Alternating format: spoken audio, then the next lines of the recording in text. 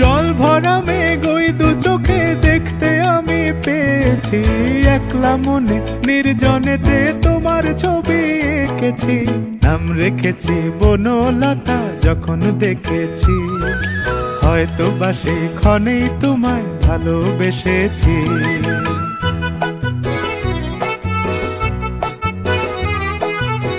বনলতা কথা হয়ো না গো কুণ্ঠিতা, বনলতা কথা হয়ো না গো কুণ্ঠিতা।